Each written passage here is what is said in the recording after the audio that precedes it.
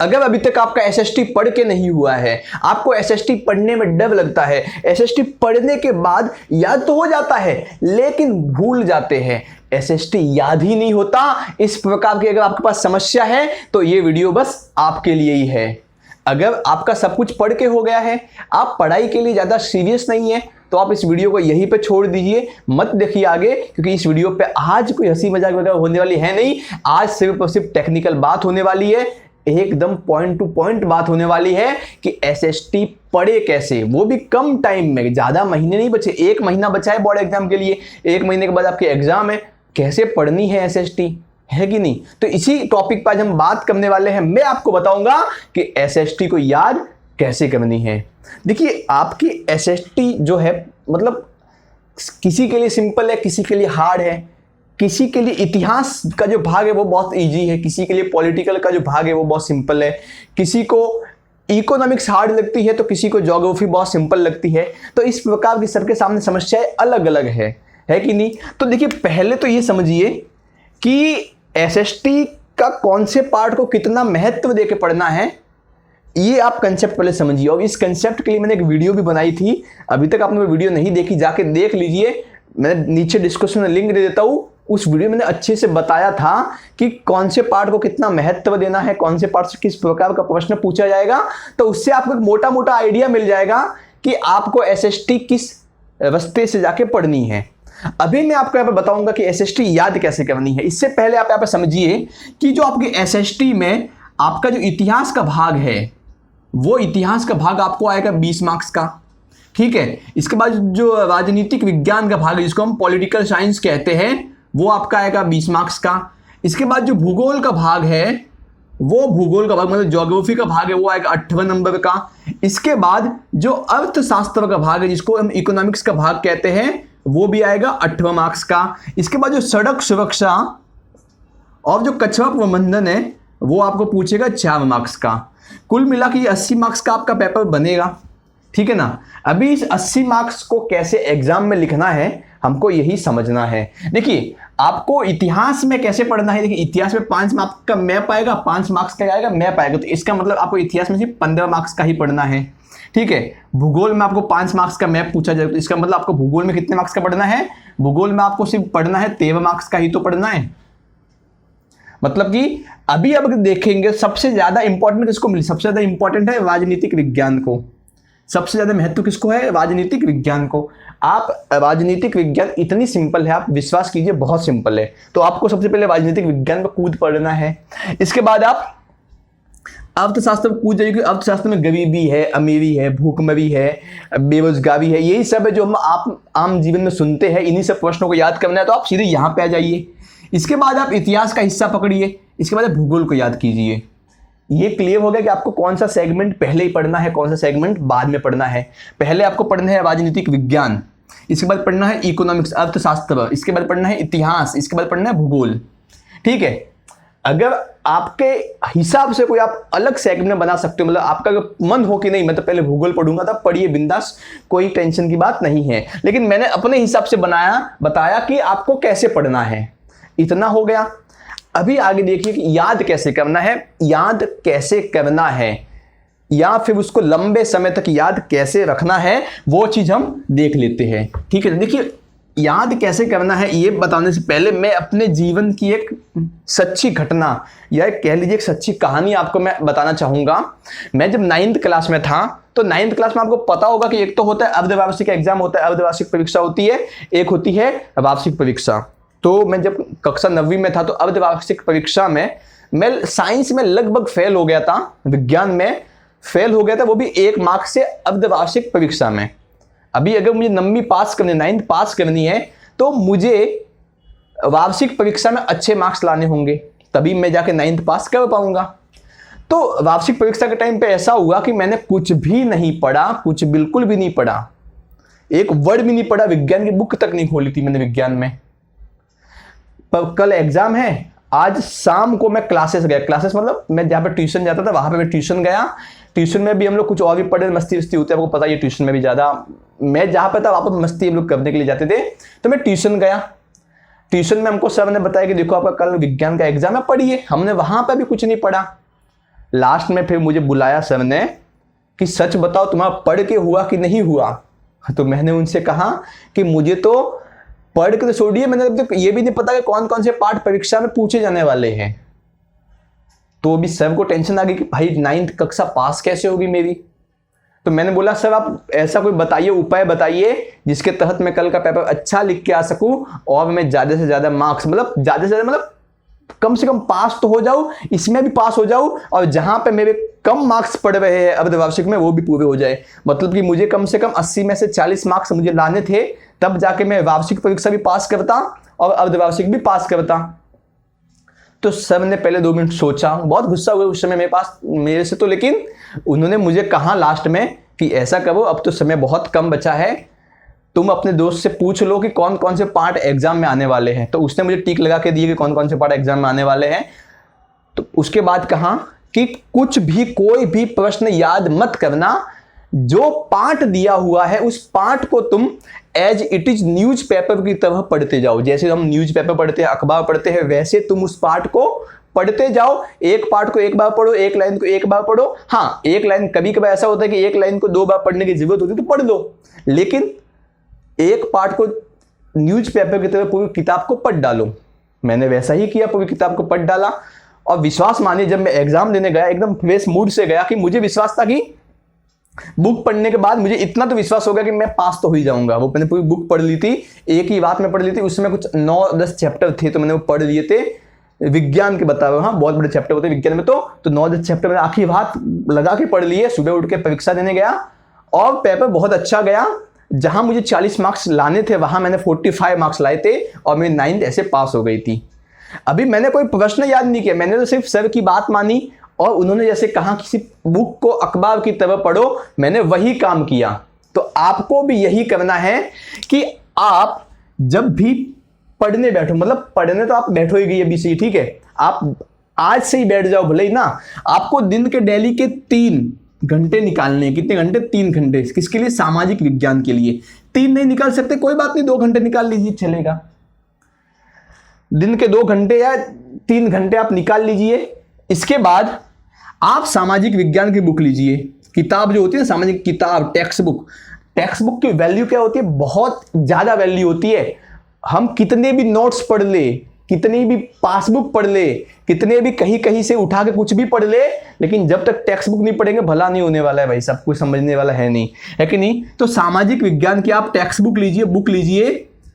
उस बुक में आपको जैसे पहले कौन सा, मान लीजिए आपको पहले इतिहास का हिस्सा पसंद है तो इतिहास के जितने भी पार्ट है आप पढ़ डालिए। इसके बाद आपको राजनीतिक का हिस्सा पसंद है, राजनीतिक का जितने पार्ट है सब पढ़ डालिए। पढ़ना कैसे है? न्यूज पेपर की तरह ही पढ़ना है, एक लाइन को एक बार पढ़ना है। जहां पे थोड़ी दिक्कत हो एक लाइन को 2 बार पढ़ लीजिए। आप बोल बोल के, मुंह से बोल बोल के पढ़िए, ठीक है, बोलना गला दर्द करने लगता है बोलने से, तो मन में पढ़िए, लेकिन हाँ आप क्या पढ़ रहे हो ये आपको पता होना चाहिए। ऐसा नहीं कि आप दोस्तों के साथ बैठे हो, दोस्त जो है गेम खेल रहे, मोबाइल में वगैरह कुछ भी एकदम गुलछवे उड़ा रहे हैं और आप वहां पे बैठ के पढ़ रहे हो, वो ऐसा नहीं। शांत माहौल में, अगर आप खेतों में रहते तब तो बहुत ही बढ़िया, मस्त आम के पेड़ के नीचे बैठ जाइए, पढ़िए यार, एक दिल लगा के पढ़िए। तो आप बुक को जो है पढ़ लीजिए। बुक में 4 हिस्से, मैंने आपको पहले ही बताया, 4 हिस्सों को पढ़ने के लिए मुश्किल से जो है आपको 4 दिन लगेंगे, क्योंकि आपको सिर्फ बुक पढ़नी है। एक पार्ट को पढ़ने में आधा से 45 मिनट लगता है, अगर आपकी स्पीड अच्छी है पढ़ने की तो, ठीक है ना। आपको याद नहीं करना है, आपको याद रखना, याद नहीं करना, आपको सिर्फ पढ़ना है। पढ़ लिया आपने, पहला स्टेप क्या किया कि आपने सामाजिक विज्ञान की बुक को पढ़ लिया, ये अपना पहला स्टेप है, ठीक है।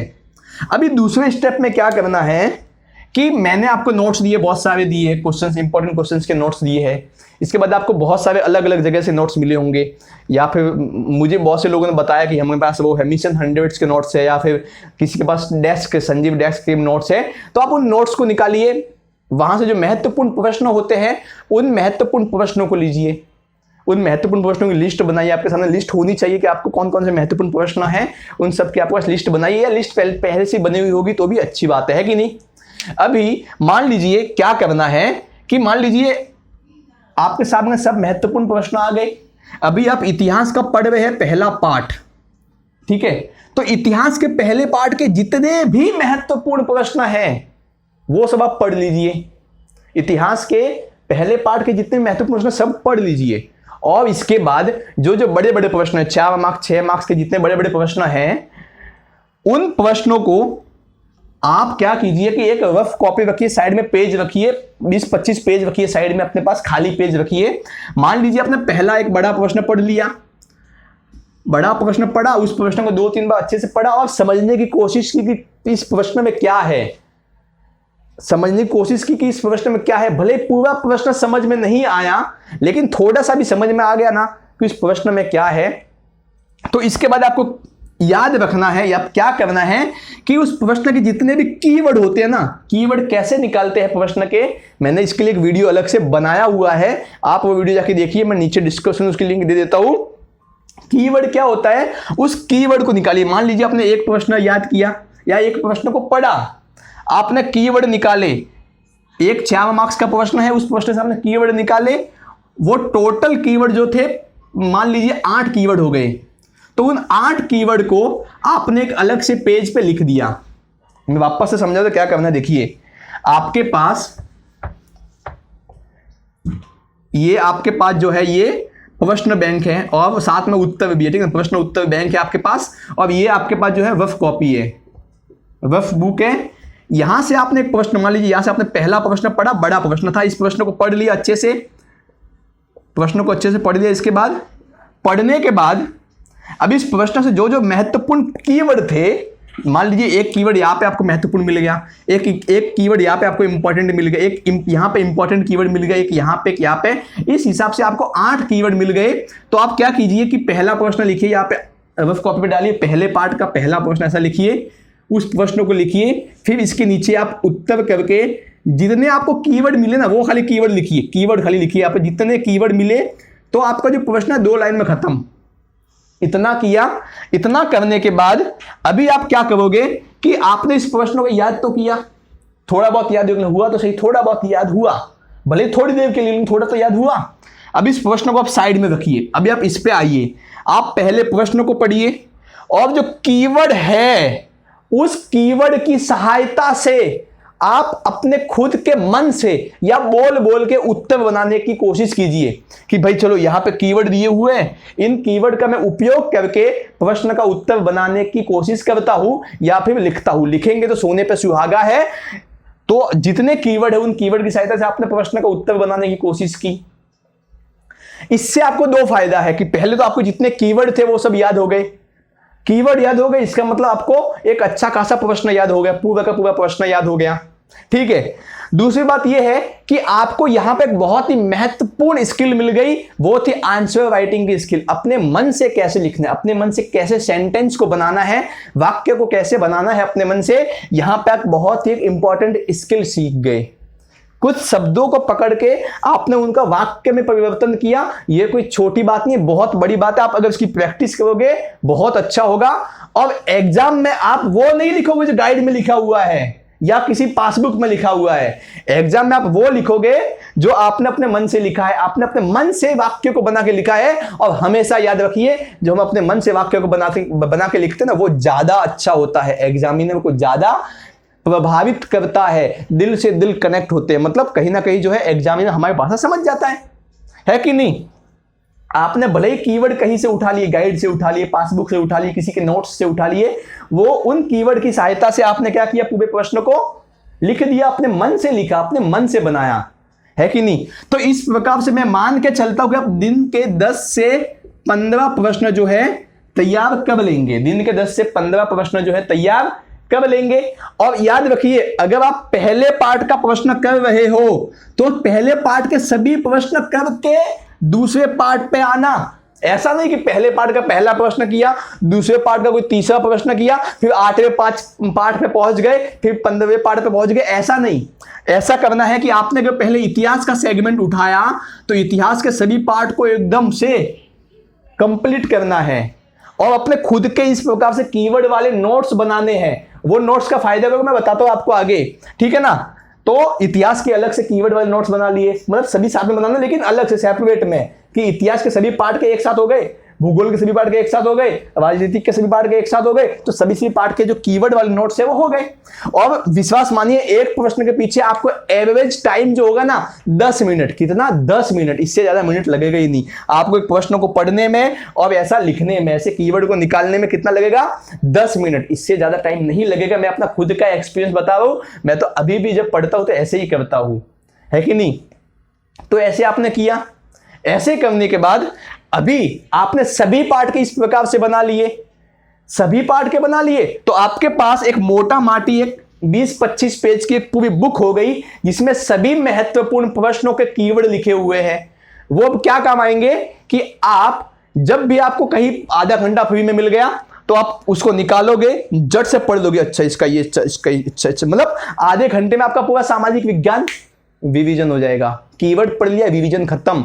आप दिन के 10 प्रश्न भी कर लोगे ना तो महीने के 30 दिन के 300 प्रश्न होंगे, और 300 प्रश्न तो आपके सामाजिक विज्ञान में एकदम साफ क्लियर हो गया। 300 प्रश्न तो ठीक है ना, तो 300 प्रश्न कम नहीं होते भाई साहब। तो इस हिसाब से जब आप एक छोटी सी 20-25 पेज की कीवर्ड वाली बुक बनाएंगे, आपकी जो बोर्ड की एग्जाम आएगी, बोर्ड की एग्जाम पूरा सब कुछ पढ़ने की आवश्यकता नहीं है। इसको उठाइए, प्रश्नों को पढ़िए, अपने मन से कीवर्ड को देख देख के उत्तर बनाने की कोशिश कीजिए, उत्तर याद। और जितना आप इसको खोलेंगे ना, जितना इसको खोल खोल के देखेंगे ना, विश्वास मानिए उतना आपको फायदा होगा। दिल से बता रहा हूं, कसम से बता रहा हूं, बड़ा भाई समझिए आप मुझे। आप पक्का ऐसा कीजिए जिसको इतिहास से डर लगता है, जिसको भूगोल से याद नहीं होता, अब तो शास्त्र में समझ में ना तो क्या करे। मैं विश्वास से बता रहा हूं, आपको प्यार होने लग जाएगा, आपको बहुत अच्छे से समझ में आएगी। इतिहास, भूगोल, राजनीतिक में सब कुछ बहुत अच्छे से आएगी, आप मजे लेके पढ़ेंगे। अभी कुछ लोगों ने मेरे से प्रश्न पूछे थे, उन प्रश्नों के मैं उत्तर यहाँ पे दे देता हूं। बहुत ही अच्छे प्रश्न थे, तो मैंने सोचा कि इस वीडियो में आपके सबको उत्तर दे देता हूं। पहला है, कौन सा क्वेश्चन कितनी लाइन में लिखना चाहिए, मतलब 2 मार्क्स के क्वेश्चन के लिए कितनी लाइन लिखे, 4 मार्क्स के क्वेश्चन के लिए कितनी लाइन लिखे। इस प्रकार से ये प्रश्न मुझे 2 लोगों ने पूछा था, एक तो करुणा राठौड़ जी ने, एक ठाकुर जी ने पूछा था ये प्रश्न मुझे। देखिए पहली बात तो आपको कोई भी प्रश्न जो है लाइन में नहीं लिखना, कोई भी प्रश्न लाइन में नहीं लिखना, आपको हर एक प्रश्न को पॉइंट में लिखना है। पॉइंट में लिखने में और लाइन में लिखने में बहुत बड़ा अंतर होता है। लाइन में हम सीधे ऐसे ऐसे लिखते जाते हैं, पता है, ऐसे नहीं लिखना है, आपको पॉइंट में लिखना है। पॉइंट में कैसे लिखना, देखिए, तो पॉइंट में से पहला पॉइंट लिख दिया, पहले पॉइंट की बोले 1 लाइन हो जाए, 2 लाइन हो जाए, 3 लाइन हो, कितनी भी लाइन हो सकती है पहले पॉइंट की। फिर दूसरी लाइन पॉइंट, मतलब दूसरे पॉइंट की कितनी भी लाइन हो जाएगी। फिर तीसरा पॉइंट, तीसरे पॉइंट की कितनी भी लाइन हो सकती है। इस प्रकार से आपको उत्तर पॉइंट में लिखना है, लाइन में नहीं। और जहां तक बात है कितने मार्क्स के कितना लिखना है, तो 2 मार्क्स का अगर आपका प्रश्न है तो 2 मार्क्स के लिए 4 पॉइंट, कम से कम 4, ज्यादा से 5 या 6 पॉइंट लिख सकते हो। 4 मार्क्स का प्रश्न है तो 8 से 10 पॉइंट आपको लिखना है। 6 मार्क्स का प्रश्न है तो 12 से 14 पॉइंट आपको एग्जाम में लिखना है। पॉइंट बना के लिखना है, लाइन बना के नहीं लिखनी है। तो पहला प्रश्न हो गया। दूसरा है, एसएसटी याद नहीं कर पाता, इस कारण मुझे एसएसटी पढ़ने में डर लगने लगता है। ये चिराग गोयल ने मुझसे पूछा है कि भाई मुझे एसएसटी से डर लगने लगता है क्योंकि याद नहीं हो पाती। मैंने आपको जो मेथड बताया आप उसी मेथड को ट्राई कीजिए। कीवर्ड निकालिए, कीवर्ड की 20-25 पेज की अलग से बुकलेट बनाइए, उसको पढ़िए, 100% याद करिए। आप सीधी सी बात है, आप जिंदगी में नहीं भूलोगे। इसके बाद तीसरा प्रश्न है, एसएसटी में इंटरेस्ट कैसे ले और कैसे पढ़े। ये मुझे प्रवीण शर्मा ने पूछा है। इंटरेस्ट के लिए मैंने बता दिया, कीवर्ड निकाल के पढ़िए, 100% आपको इंटरेस्ट आएगा। कैसे नहीं आएगा, इतना अच्छा विषय है एसएसटी। आपको इतिहास की जानकारी मिलती है, राजनीति की जानकारी मिलती है, भूगोल क्या है अपने देश का, अपने राज्य का वो मिलता है, अर्थशास्त्र कैसे काम करता है, क्या जीएसटी, सब आपको यहाँ पे जो है मिल जाता है। तो एसएसटी में इंटरेस्ट लाना बहुत सिंपल सी बात है। देखिए इंटरेस्ट कब आता है, जब कोई सब्जेक्ट में या तो आपके बहुत अच्छे मार्क्स आ जाते हैं तब इंटरेस्ट आता है, या फिर कोई सब्जेक्ट आपको बहुत जल्दी याद हो जाता है तो आपको उसमें इंटरेस्ट आता है। नहीं तो ऐसे किसी में इंटरेस्ट नहीं आता। अगर आपको बोलोगे कि मुझे इसमें बहुत ज्यादा इंटरेस्ट है और पता चला आपको एक प्रश्न भी याद नहीं, तो आपको कहां से इंटरेस्ट आएगा, बिल्कुल भी नहीं आएगा। तो कंडीशन ये है कि पहले आप बुकलेट बनाइए कीवर्ड की, इसको याद कीजिए अच्छे से, विश्वास मानिए आपको इंटरेस्ट आने लगेगा। इसके बाद है, इतिहास याद होने के बाद भूल जाते हैं। देखिए बुकलेट जो होगी मैंने बताई है, आपको जैसे लगे मैं भूल गया इतिहास, तुरंत बुकलेट को खोलिए, कीवर्ड पढ़ लीजिए, नहीं भूलोगे, तुरंत याद आ जाएगा। तो ऐसा कीजिए, एग्जाम तक तो आपका एकदम तैयार हो जाएगा पूरा एसएसटी। आप तो इतना बता दीजिए कि जो इतिहास याद होने के बाद भूल जाते, ये मुझे लवकुश प्रजापत ने पूछा था। इसके बाद चौथा प्रश्न है, आप तो इतना बता दीजिए कि हम क्या लिखकर एग्जामिनर को प्रभावित कर सकते हैं, कुछ नया, कुछ हट के, जो कोई भी बच्चा अपनी बोर्ड की कॉपी में न लिख के आए। ये मुझे हर्षित गुप्ता ने पूछा है। देखिए, ऐसा तो संभव नहीं है कि कोई भी बच्चा नहीं लिख के आया हो, आपने लिख दिया और एग्जामिनर प्रभावित हो गया, ऐसी तो बात होने वाली है नहीं। सब लोग लिखेंगे। बस ये ध्यान रखिए, थोड़ी हैंड राइटिंग पढ़ने लायक रखिए, अच्छी रखिए, और जो स्टार्टिंग के 5-6 पेज होते हैं उसको कम से कम उसमें मिस्टेक कीजिए। यहाँ पे मिस्टेक कीजिए ही मत, एग्जामिनर अपना प्रभावित हो जाएगा। इसके बाद आप अपने खुद के सेंटेंस बनाने की कोशिश कीजिए। जैसा गाइड में लिखा है वैसा आप लिखोगे, जैसा पासबुक पर लिखा है वैसा आप लिखोगे तो कुछ मतलब नहीं है भाई साहब, बिल्कुल भी आप मतलब नहीं है। एग्जामिनर को समझ में आना चाहिए आपने क्या लिखा है। गाइड में कभी कभी ऐसी कठोर भाषा दी होती है कि आपने वो जाके लिख दी, बेचारे एग्जामिनर को समझ ही नहीं रही है कि नहीं। और शुद्ध भाषा, शुद्ध हिंदी का उपयोग कीजिए। ऐसा नहीं कि आप हिंदी और इंग्लिश दोनों साथ में उपयोग करें, हिंदी और मारवाड़ी दोनों साथ में उपयोग करें, ऐसा बिल्कुल भी नहीं करना है। तो मैंने आपको बताया एसएसटी कैसे याद करनी है। ये जो आज मैंने मेथड बताया बहुत इंपॉर्टेंट मेथड है, मैं खुद अपने जीवन में इसको अप्लाई करता हूँ, आप भी अप्लाई कीजिए। और कुछ लोगों के जो अच्छे अच्छे क्वेश्चंस थे वो मैंने उठाए और आपके उत्तर दिए। तो बस आज के लिए इतना ही। मुझे उम्मीद है आपको मैंने आज इस वीडियो में बहुत ज्यादा पकाया भी है, लेकिन आपने यहां तक देखा, इसके लिए आपका बहुत बहुत धन्यवाद। मिलते हैं अगले वीडियो में। Tata bye bye.